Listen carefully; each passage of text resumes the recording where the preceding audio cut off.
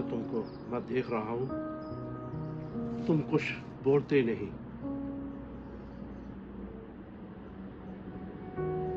कुछ चीखें जुबान से नहीं निकलती दानिश, बस यहाँ आकर सुनता हूँ। अलीज़े की मौत को 6 माह हो चुके हैं रेहान। मैं उस दिन खुद को खो चुका था जब उसे खोया, अब तो बस खाली खोल हूँ।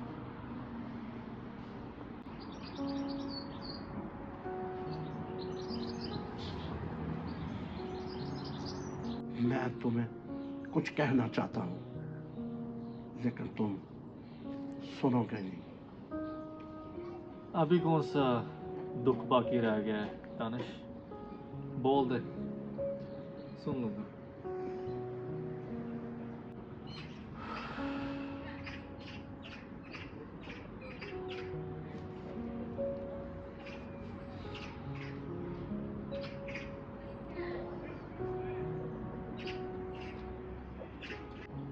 अलीज़े का जब कार एक्सीडेंट हुआ, वो मुझसे मिलने आई, तुमसे नहीं।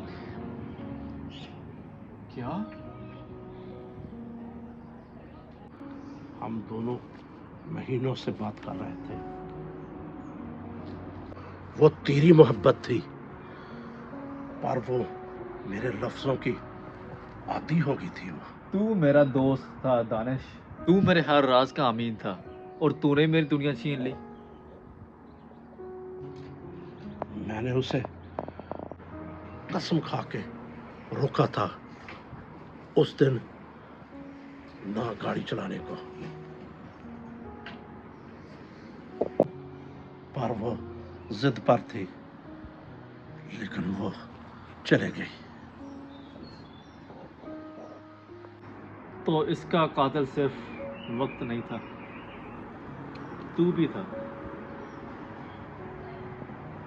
मार दे मुझे, धोखा किया, गुनाह किया, जो सजा देगा मुझे मंजूर है।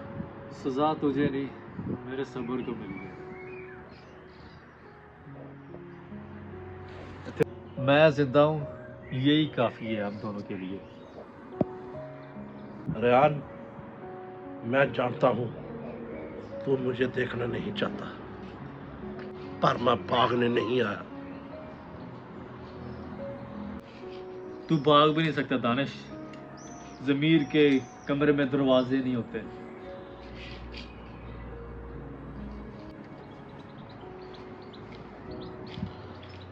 मैं खुद को मलामत करता हूँ, सोचता हूँ क्या होता अगर मैं उस दिन उसे रोक लेता।